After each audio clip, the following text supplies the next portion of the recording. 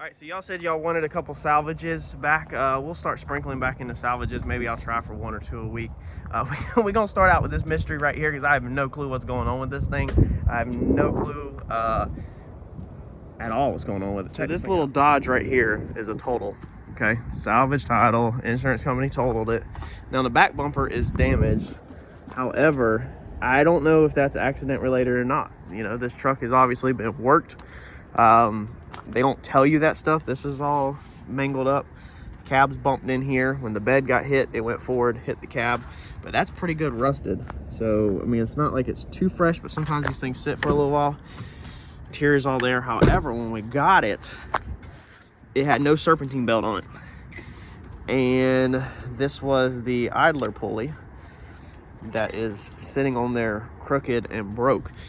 So we're Eddie, not we. Eddie's doing it all. We're throwing on a new idler pulley and then a belt, and we're about to fire this thing up and see what this total has got. They drew Eddie a nice.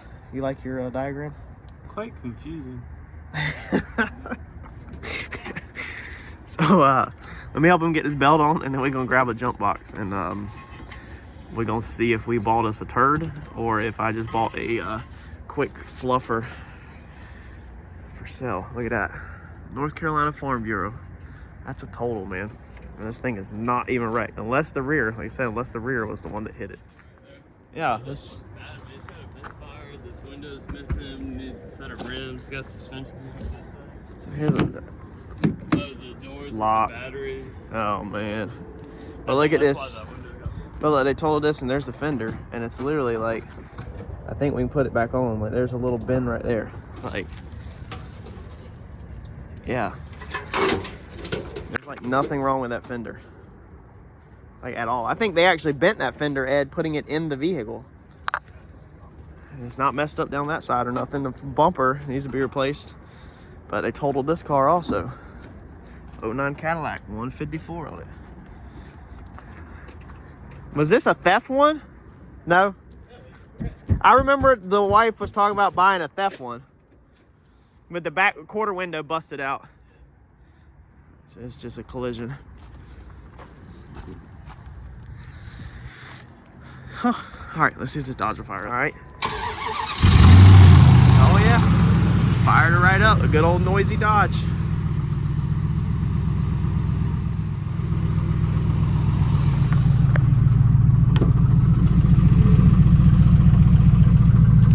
Does that window switch ever work? No windows. And then that door handle's gone too in there, over there. You gotta like stick your finger way up in there to get that door back open. I had to figure it out for a second. It's amazing how people have these vehicles and tore up.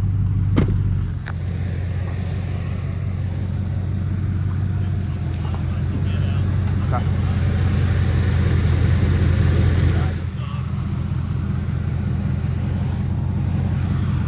Alright, so it's fun. My goodness gracious. Eddie likes to live life on the edge. So what's your vote, Ed? You think that totaled it out? You think somebody, or the belt popped and then they freaked out and then somebody... Hit it really hard. Yeah. It popped up a toolbox. I seen that. It went into the cab Yeah, I seen right that. here.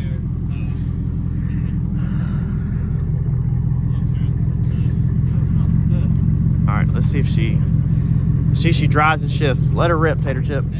Let's see what Ed. Let's see if she ran drove good. Did she run drive fine, Ed? Needs a wheel bearing. That's it though. It's the windows. It's the windows. Look at that. So we got a winner, boys. Got a winner. It's gonna make somebody a good work truck. I'll probably just try to sell it as is. Wheel bearing, windows, door handle, fix all that, and then cosmetically wise, just sell it as is. Make a couple bucks and turn and burn. I got the window down in it, and the door handle is literally just unbolted. Like it literally is just unscrewed, and then the window switch and everything was not plugged in. It's so weird, the stuff you find with these vehicles. So now all the windows work, the locks work, the power mirrors work, and everything, just because some idiot had the switch unplugged and they literally have the door handle unbolted. Why? I have no freaking clue. I can't explain half the stuff that we see and find in these vehicles that people are out driving around like.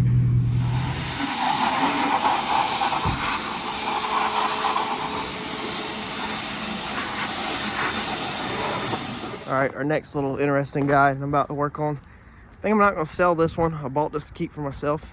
This little trailer. The box measures 5x10. It's a 2023 Leonard. This thing lists, if you look up this trailer, this thing lists for $2,200. I just paid $349 at the auction for this thing. I think we're gonna use it for our scrap metal. They've got it listed as 2022 on the sticker, but online, it is a 2023. So the gate's bent up. I think I'm gonna pull this gate in there real fast on the frame rack and try to somehow squish this down and cut some pie cuts in it and halfway straighten this out, see if I can get it back on. I might have to order another pipe piece for that end, but I'm gonna see how much of this gate I can straighten. The other piece is still on there. I'm gonna jump on it and it'll make it better. Yeah. I was thinking about listing it for sale and trying to make a quick 1,000, sell it for 1,500 bucks, but I was like, screw it. I was like, if we can just keep it and eat the 400, then we will. So I think that's what we're gonna do. We'll weld this thing up here at the shop. I've been using this. If y'all recall, I did a review video on this little welder that we got sent, and John used it at racetrack. Dude, we have used it for multiple things here at the shop. Little 110 welder. It works really good for thick stuff like this. Thinner stuff is a little bit of a struggle, but a couple of cuts in this, and we've got it straight down the rack. So I'm gonna weld this thing up. Frame rack is a straight edge, of course, and then we just gotta kick that back around. That thing's a little oblong shape, so I don't know if it's still gonna go, but we might just put a smaller bolt in it. This is gonna be a scrap trailer for hauling scrap metal, so it ain't gotta be perfect. It'd just be nice to have the gate back on it. But let's burn it through, and then we're gonna burn through, do some of my favorite welding, which is burning through paint. No prep at all. Let's get after it. All right, dude, look, I had one of these little feet things sitting around. I've probably had that thing for going on 10 years. It was supposed to be put on my other trailer, never put on. Finally used it. Took our plywood and repurposed it up front. We're gonna haul scrap metal in this thing, so it's gonna be jagged and stuff like that. So I really need to put plywood around the edges, but since this was already here, put this thick piece up front. It's gonna rot. I don't think it's treated. It's gonna probably rot after a little while in the rain, but it is what it is. And I got a scrap piece at the house that we'll put over the gate, and then I'll see if I have anything for the sides. But the gate's back on it. It's not perfect. It barely goes through this side. It's like a big gap over here, and then pretty tighter over here. And the hinges are not straight. The bottom is not straight from where it got rear-ended. So that bottom down there is not straight at all, but it's on there. It folds up and down. That side has to be tapped a little bit. I drilled the holes a little bit bigger. I could easily cut these tabs off, move them exactly where they need to be, and weld them, but remember, time's money, and this is supposed to just be a scrap metal trailer, so the gate will probably never ever get opened practically, because when they unload our scrap metal, they'll just grab the metal out of it with a magnet or whatever magnet and unload it. Besides that, man, I'm gonna get that sticker off, because if you don't get these stickers off, dude, they will never freaking come off. I'm not gonna replace the tail light or nothing, because all my trailers get completely tore up with what we do for a living, and we're gonna stick this out back in the ditch and start filling this thing full of freaking scrap metal. I think this is probably gonna be my best buy of the year. Looked it up, $2,200 for this trailer. I paid about $350, $399, I think it was, somewhere in there. I said $399, wife remembers $346. So we'll call it in the middle of that. Let's move on to the next project. All right, so in this little Dodge, one thing that we do every now and then, we don't do this a ton of times, but if it's easy enough, which this single cab is easy enough, we will actually pull the carpet out and then power wash them. So we soak it down with a mixture of whatever chemicals I have between Purple Power. Today I had Awesome and Simple Green that I mixed together. So really I just mix random chemicals together, and I always personally clean my stuff 100%. I don't follow the directions on the back. I don't dilute the products like they're recommended to do. I clean all of my cars, interiors and everything 100% strength on all chemicals. I've never had an issue so far, knock on wood. But this one, we hang it up and we're gonna blast this down, flush this out so this carpet's semi-clean. That way you take a truck that's not that great and hopefully try to give the consumer a decently clean interior, along with power washing all the seats and everything.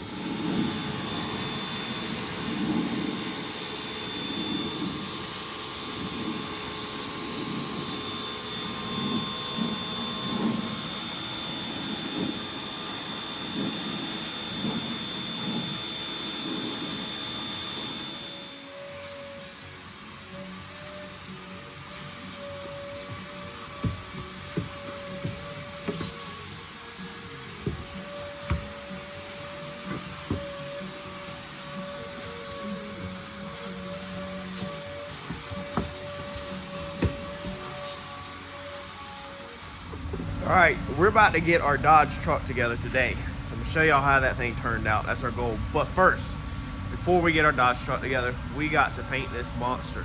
Now I've already painted the whole truck white. We only got to paint the door and the fender. Got hit with a concrete truck, but I want to show you something real fast on your guide coat and your body work, because normally I don't get this kind of chance to do it in the normal painting video. So this is a work truck. It's a work truck. This is painted with single stage ALK 200 trailer equipment paint. All right, so low quality work, as cheap as possible. But here's what a dent looks like. Perfect example. We're sanding this out with 320. We did the body work here. We primed it out yesterday. Now we stopped with the 80 grit, believe it or not. And normally I don't go over this stuff in paint videos. That's why watching these videos, you'll get bonus stuff that you normally don't get. I stopped this with 80 grit. So you can see these are 80 grit scratches. They're kind of left in there.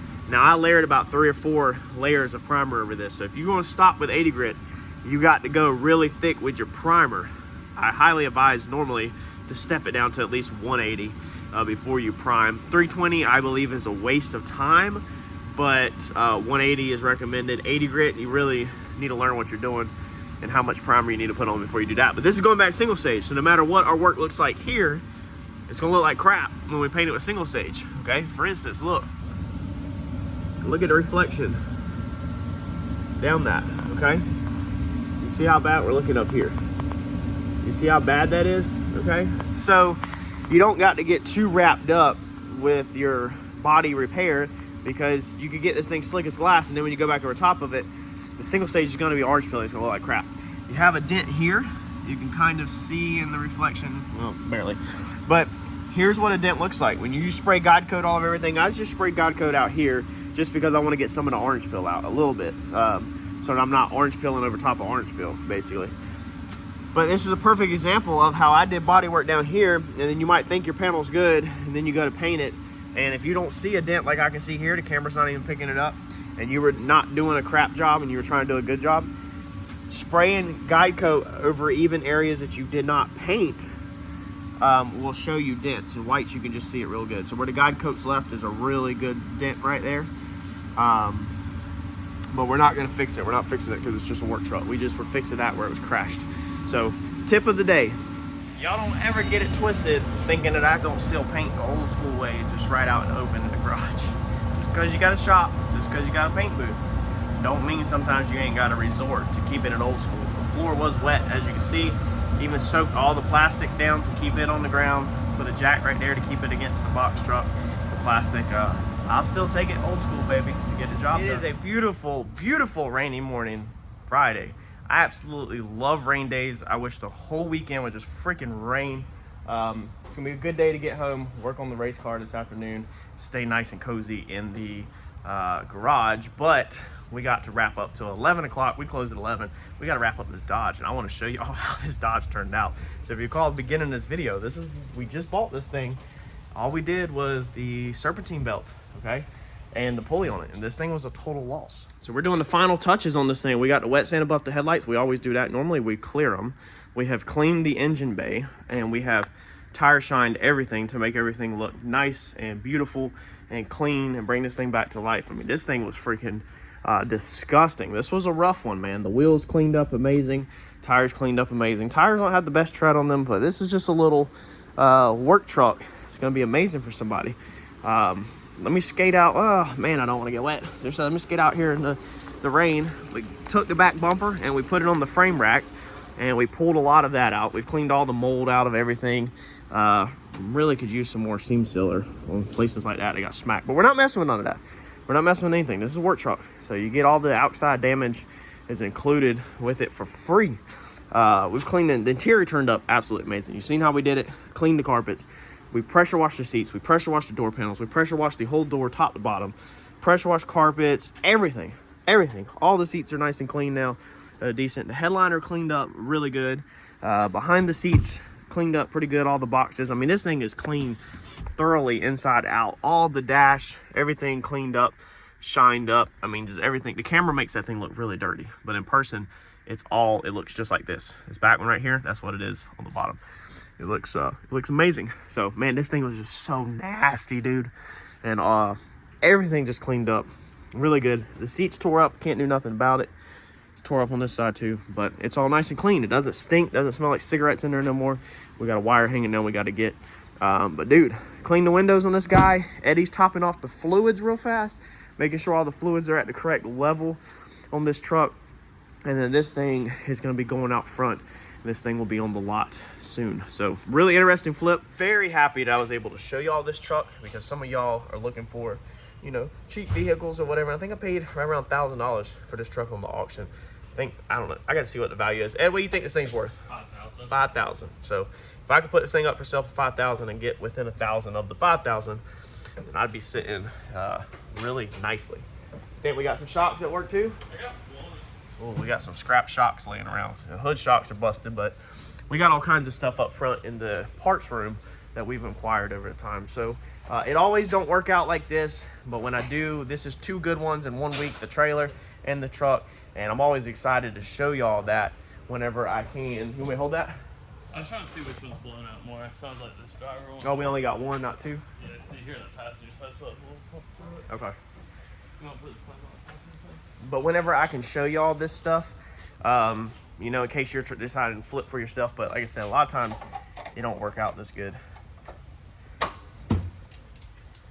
You gotta be willing to gamble your money, because that could have been a $1,000 turd, but instead I think we did order a wheel bearing. Forgot it didn't need a wheel bearing. We're gonna do that like on Monday and then put it for sale. But besides that, just serpentine belt. What do we do? Serpentine belt, idler with the tensioner built in, and a wheel bearing.